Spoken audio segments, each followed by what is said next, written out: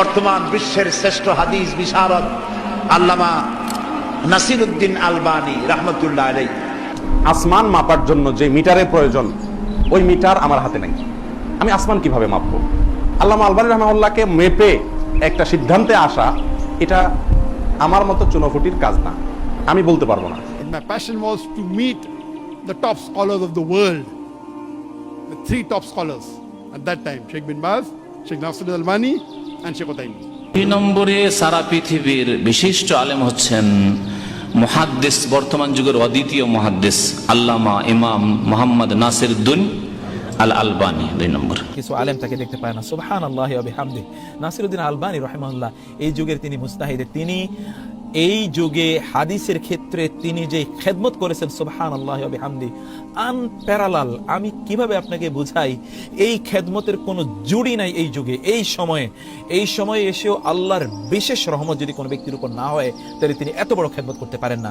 ইমাম বুখারী মুসলিম রাহিমাহুল্লাহ তারা সেই সময় যে কাজগুলো করে গিয়েছেন, এত বিশাল বড় টাইপের একটা কাজ আঞ্জাম দিয়েছেন। এখন আলবানী রাহিমাহুল্লাহ হাদিসের এমন কোনো গ্রন্থ নেই যে গ্রন্থগুলোকে তিনি খুঁটিয়ে খুঁটিয়ে না পড়াচ্ছেন এবং কোন হাদিসটি সহিহ কোন হাদিসটি দুর্বল এটি তিনি বর্ণনা করেছেন। আপনার ভিন্ন মত থাকতে পারে তার কিছু কিছু মতামতের ভিত্তিতে, যেমন তিনি তার নিজের ব্যাপারেও আগে কোন একটা ব্যাপারে তিনি বলেছেন হাদিসটি সহিহ, পরে বলেছেন না সহিহ না, আগে বলেছেন সহিহ নয়, পরে বলেছেন সহিহ, এরকম কিছু মত আছে। কিন্তু তিনি যে খেদমত করেছেন হাদিসের ক্ষেত্রে সুবহানাল্লাহি ওয়া বিহামদিহি, এটা আনপ্যারালাল, বিশাল।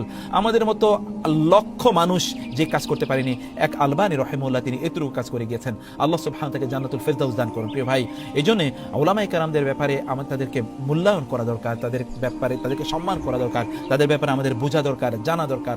আল্লাহ সুবহানাহু ওয়া তাআলা তার মাধ্যমে যে খেদমত নিয়েছেন, সুবহানাল্লাহ, আল্লাহ সুবহানাহু ওয়া তাআলা এইরকম যুগে যুগে এইরকম হয়তোবা 100 বছর পরে আল্লাহ সুবহানাহু ওয়া তাআলা এরকম একজন লোক পাঠান। অতএব তার বিশাল বড় তার খেদমত, আল্লাহ তাআলা এর জন্য তাকে এর উত্তম বিনিময় দান করুন। আমিন।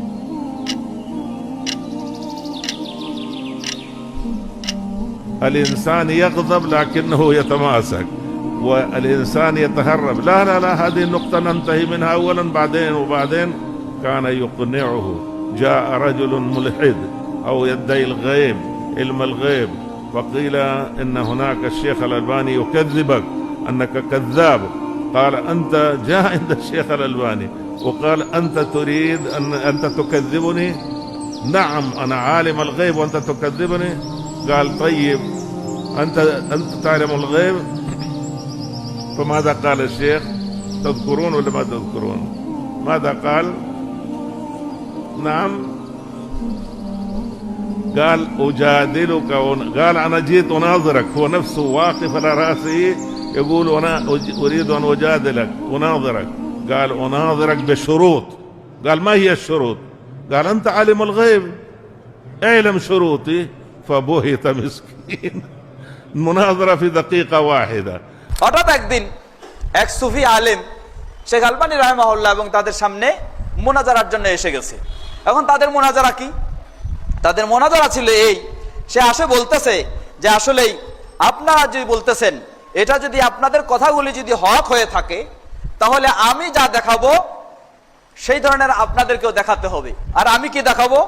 সেই ব্যক্তি বলতেছে যে আমি কি করব, আমি এই ছুরিটা দেখাচ্ছে যে আমি এই ছুরি আমার ডান দিক থেকে ঢুকাই দেব, বাম দিক থেকে বের করে দেখাবো। আমি যদি আমার দাবি, আমার কথা, আমার আকীদা বিশ্বাসের উপর হক হয়ে থাকি, তাহলে ছুরি ডান দিক থেকে ঢুকাবো, বাম দিক থেকে বের করব, তাতে আমার কোনো অসুবিধা হবে না ইনশাআল্লাহ। আর আপনারা যদি আপনাদের দাবির অনুযায়ী হক হয়ে থাকেন, তাহলে আপনারা এই ছুরিটা নেন, ডান দিক থেকে ঢুকান আর বাম দিক থেকে বের করে দেখান। যদি আপনাদের কোনো ক্ষতি না হয়, কোনো এক ফোঁটা রক্তও বের যদি না হয়, তাহলে বুঝবো আপনারা হক। আর আমি ঢুকাবো, এই দিক থেকে ঢুকাবো, এই দিক থেকে বের করব, আমার এক ফোঁটা রক্তও বের হবে না, আমি যে হক এর প্রমাণ আমি করে দিব। শেখ আলবানী রাহিমাহুল্লাহর সামনে মানুষজন উপস্থিত, এই মুনাজারা চলছে। শেখ আলবানী রাহিমাহুল্লাহ তখন তাকে বললেন যে ঠিক আছে, আপনি হক, এখন আপনার সাথে আমরা একটু কথা বলবো। আপনার এত বড় ছুরির প্রয়োজন না, ছোট্ট যে সুই রয়েছে, এই সুইটাই আপনি এই দিক দিয়ে ঢুকাবেন, এই দিক দিয়ে বের করবেন, তবে আপনার হাতে নয়, আমি আমার নিজের হাত দিয়ে ঢুকাই দিব। বললেন যে আপনার হাতে আপনি ঢুকাতে পারবেন না, আপনি কতটুকু হক বুঝবো যে আমি আমার নিজের হাতে, ছুরি দরকার নাই, এই ছোট সুইটাই আপনার ডান দিকে ঢুকাবো, বাম দিকে বের করবো। একেবারে লাজবাব, কয় না না হতে পারে না, আমি আমার নিজের হাতে ঢুকাবো। শেখ আলবানী রাহিমাহুল্লাহ বললেন, সকলের সামনে প্রচার হয়ে গেল, প্রমাণ হয়ে গেল কে এখন হক আর কে এখন বাতিল। সে হলো জাদুকর, এই জাদুকর জাদু দেখায়, সে একদিক থেকে বের করবে আরেক দিক থেকে এই করবে, এইটা হলো তার ছিল জাদু। সুতরাং এই ধরনের যারা সুফিবাদের এমন অলৌকিক কিছু দেখাতে চায়, এরা সকলেই জাদুকর এবং সকলেই মিথ্যুক, সকলেই শয়তানের আশ্রয় নেয়। যারা এই ধরনের অলৌকিক বিষয় দেখাতে চায়, যেগুলিতে দেখাইয়া নিজেদের কারামতি বাড়াইতে চায় এবং মানুষের কাছে নিজেদের প্রভাব বিস্তার করতে চায়, এভাবে সেই সুফিদের সাথেও শেখ আলবানী রাহিমাহুল্লাহ মুনাজারা করেছেন। শেখ আলবানীর দৌড় তাকরিব পর্যন্ত, এটা কতটুকু সত্য? এটা মূর্খদের কথা। আলবানী রাহিমাহুল্লাহ পয়গম্বর ছিলেন না, আমরা তাকে মাসুম মনে করি না, ইমামও মনে করি না। অত্যন্ত বড় মুহাদ্দিস ছিলেন। তার লেখা পড়লে বুঝবেন যে শুধু তাকরিব নয়, ইলমের রিজালের উপরে যত বই আছে তার মোতালা ছিল, পড়েছেন। আমাদের দেশে এখন জাহালতের কারণে কেউ কেউ বলে কি কয় আলবানী সহিহ হাদিসের দই বানাই দিছে, দই হাদিসের সহিহ বানাই দিছে, মনে হচ্ছে যে আলবানীর বাপের সম্পদ। মানে এটা হলো আলবানীকে না চিনা না জানা। আল্লাহু আকবার। আলবানী কোনো হাদিসকে নিজের থেকে সহিহও বলেন নাই, দইফও বলেন নাই। আলবানীর আগে শত শত মুহাদ্দিস ওইটাকে সহিহ বলে গেছেন, দইফ বলে গেছেন। আলবানী খালি কথাগুলো এক জায়গায় একত্রিত করছেন। আগে এগুলো এলোমেলো ছিল বিভিন্ন জায়গায়, আলবানী সবগুলো আনি এক জায়গায় একত্রিত করছে। যেমন ধরেন তিরমিজির হাদিসগুলো কোনটা সহি লিজাতিহি, কোনটা সহি লিগাইরিহি, কোনটা হাসান লিজাতিহি, কোনটা হাসান লিগাইরিহি, কোনটা দইফ, কোনটা দইফ জিদ্দান, কোনটা মাউদু, এগুলা আলবানীর আগে শত শত মুহাদ্দিস বলে গেছে, কিন্তু বলে গেছে যে এক জায়গায় বলে নাই। ওই অমুক জায়গায় একটা বলছে, অমুক জায়গায় একটা বলছে, অমুক জায়গায় একটা বলছে। সাধারণ মানুষের জন্য ওগুলো খুঁজে বাইর করা, একটা খুঁজতে জীবন চলে যাবে।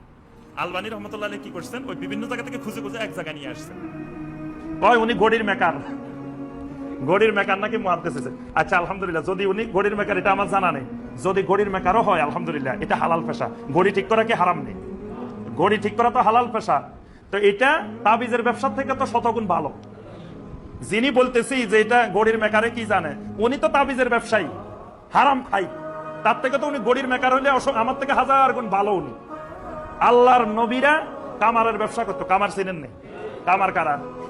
লোহার বানায়। দাউদ আলাইহিস সালামের মতো নবী এগুলা বানাইতেন। ইদ্রিস আলাইহিস সালামের মতো নবী টেইলার ছিলেন, কাপড় সিলাইতেন, দর্জি। আমরা ছোটবেলায় দেখতাম যে দর্জির ঘরে মানুষ কত রকমের ইয়া করতো, ঠাট্টা করতো, মানে এটা নিম্ন পেশা মনে করতো। অমুক দর্জি তমুক দর্জি, মানে দর্জি যদি বিয়ে শাদীর জন্য আসতো, আরে না, দর্জির সাথে সম্বন্ধ হবে না, মানে নিচু পেশা। অথচ দেখেন আল্লাহর নবী দর্জির পেশা ছিলেন। ইমাম আবু হানিফা রাহমাতুল্লাহ আলাইহি কাপড়ের ব্যবসা করতেন। কুদুরি কিতাব হানাফি মাযহাবের সবচেয়ে বড় কিতাব, আবুল হাসান আল কুদুরি রাহমাতুল্লাহ আলাইহি প্রথম কুদুরি কিতাব লেখা হয়েছে হানাফি মাযহাব। কুদুরি মানে হাড়ি পাতিলের ব্যবসা, ডেক্সির ব্যবসা, হাড়ি পাতিলের ব্যবসা করতেন। বাজ্জাজ, ইমাম বাজ্জাজ রাহমাতুল্লাহ আলাইহি কাপড়ের ব্যবসা করতেন। জাসাস, আবু বকর আল জাসাস, মানে সুন ব্যাপারী। আমাদের দেশে সবচেয়ে নিচের ব্যবসা হলো সুন ব্যাপারী আর নুন ব্যাপারী। অথচ উনি এত বড় মুফাসসির, তাফসীর লিখছে ইমাম আবু বকর আল জাসাস। জাসাস মানে সুন ব্যবসায়ী, সুন ব্যাপারী। তাহলে সুন বেচা হালাল, কিন্তু তাবিজ বেচা হারাম। তা আমার তাবিজ বেচার থেকে তো তার সুন বেচা ভালো, তার ঘড়ির মেকার ভালো। উনি হালাল পেশা অবলম্বন করেন। আলবানী যে হাদিসকে সহিহ বা জয়ীফ বলেছেন, আপনারা ওই হাদিসকে সহিহ বা জয়ীফ বলেন, তাহলে আপনারা কি তাকে তাকলিদ করছেন না? জি না, আমরা কারো তাকলিদ করি না।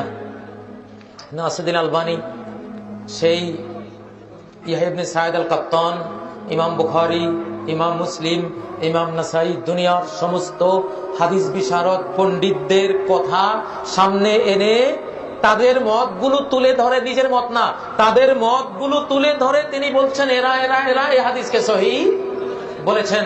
এত এত হাদিসের পণ্ডিতরা, হাদিসের সার্জেন্টরা, হাদিস সায়েন্সের যারা সায়েন্টিস্ট, বিজ্ঞানী, তারা এই হাদিসকে এই কারণে সহিহ বলেছেন, সেজন্য আমিও সহিহ বললাম।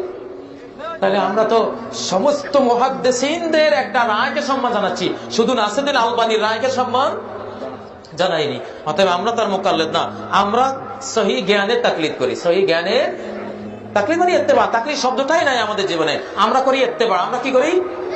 ইত্তেবা, অনুসরণ করি। সত্য, নির্জলা সত্য, প্রমাণিত সত্য যেখানে পাই, সেই সত্য সেখানে অনুসরণ করি। আপনারা করবেন না? সব মুসলমানের উচিত নির্ভেজাল সত্যের অনুসরণ করা। এটা হলো যে শেখ রাহিমাহুল্লাহকে কি মদিনা বিশ্ববিদ্যালয় থেকে বরখাস্ত করা হয়েছিল? এখানে যেটা কথা যে আমি অ্যাট ফার্স্ট বলবো যে এটা অতটা ভেরি করে না যে কাউকে কোন বিশ্ববিদ্যালয় থেকে বরখাস্ত করা হলো তার কারণে তার ইলমের কমবেশি, এটা অতটা ভেরি করে না। কেননা ইমাম মোহাম্মদ বিন ইসমাইল আল বুখারী, তার যিনি শেখ মোহাম্মদ বিন ইয়াহইয়া আদ-দুহালি, অনেক বড় মুহাদ্দিস, অনেক বড় আলিম, তার হাদিস নিজে ইমাম বুখারী রাহিমাহুল্লাহ সহিহ বুখারীতে নিয়ে এসেছে। তো উনি ইমাম বুখারীকে তার নিজ শহর থেকে বের করে দিয়েছে। তো এটা ভেরি করে না যে কে কাকে কোন শহর থেকে বের করে দিল, এবং ইমাম বুখারীকে কত জায়গা থেকে মানুষ বের করে দিয়েছে। তো এটা তার ইলম বা তার কবুলিয়ত বা তার গ্রহণযোগ্যতা ভেরি করে না যে তাকে কোথায় থেকে কে বের করে দিল। আমাদের স্বয়ং রাসূল সাল্লাল্লাহু আলাইহি ওয়াসাল্লামকে মক্কাবাসী বের করে দিয়েছে, অথচ মক্কায় কাবা ঘর আছে, তার মানে কি রাসূল সাল্লাল্লাহু আলাইহি ওয়াসাল্লাম ভ্রান্ত? এইটা অতটা ভেরি করে না। তার কাজ কি, তার ইলম কি, এটা আমাদেরকে দেখতে হবে। তো পরিবেশ পরিস্থিতি ওই সময় কেমন ছিল আমরা তো সেটা চাক্ষুষ প্রত্যক্ষদর্শী নই সেই সময়কার, এবং মদিনা বিশ্ববিদ্যালয়ে এটা নিয়ে কোনো আলোচনা হয় না। এই যে একটা আলোচনা আমাদের মধ্যে চলে যে আলবানী রাহিমাহুল্লাহকে বের করে দেওয়া হয়েছে, এটা আমি মদিনা বিশ্ববিদ্যালয়ে কোথাও বুঝতে পারি না। বরং পুরো কুল্লিয়াতুল হাদিস, আমরা হাদিস ডিপার্টমেন্টের ছাত্র, সব শিক্ষক ছাত্র এক বাক্যে নাসিরউদ্দিন আলবানী রাহিমাহুল্লাহর নিকটে ঋণী। শিক্ষকেরা কথায় কথায় আলবানী রাহিমাহুল্লাহর কথা বলেন। আমি আমার ওস্তাদ ডক্টর আওয়াদ আর রোয়াইসি, যিনি অনেক বড় টিচার হাদিস ডিপার্টমেন্টের, তাকে জিজ্ঞেস করেছিলাম নাসিরউদ্দিন আলবানী রাহিমাহুল্লাহ সম্পর্কে। উনি বলেছিলেন উনি মুজতাহিদ মুতলাক ফি ইলমিল হাদিস, হাদিস শাস্ত্রে উনি মানে বিনা প্রতিদ্বন্দ্বিতায় একজন মুজতাহিদ। তো কুল্লিয়াতুল হাদিসে এখনকার যে পরিবেশ, এখনকার যে অবস্থা, এটাকে বিশ্ববিদ্যালয়ে বলা হয় যে কুল্লিয়াতুল আলবানী। কুল্লিয়াতুল হাদিসকে বলা হয় যে কুল্লিয়াতুল আলবানী, মানে নাসিরউদ্দিন আলবানীর কুল্লিয়া, এবং এই ফ্যাকাল্টিটাকে ওই নামে নামায়িত করা হয়, নিসবত করা হয় ওইদিকে। তো এখনকার পরিবেশে ওটা আমাদের মাথাতেই আসে না, বা ওখানকার কোনো ছাত্র কোনো শিক্ষকের মাথাতেই আসে না যে এখান থেকে কাকে কী করা হয়েছিল। আর আমি ওই ইতিহাসের বিষয়ে অতটা ঘাটতেও যাই না, এবং আমার আগ্রহ নাই ওই বিষয়ে। বাকি আল্লাহ ভালো জানে।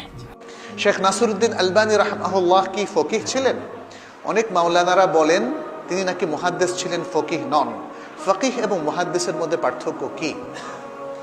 এটা খুব দুর্ভাগ্যজনক একটা বিষয় যে আমরা প্রকৃত আলেমদের মধ্যে এই পার্থক্যটা করছি, যে এটা অসম্ভব যে একজন মুহাদ্দিস ফকিহ নন।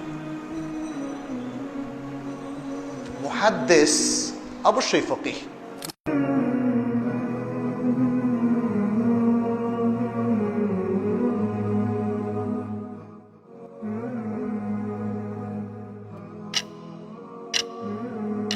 Imam al-Albani, may Allah have mercy upon him, one of the a'immat al-dunya of our time, he used to cry when the people praise him, and he used to say, I'm just a seeker of knowledge.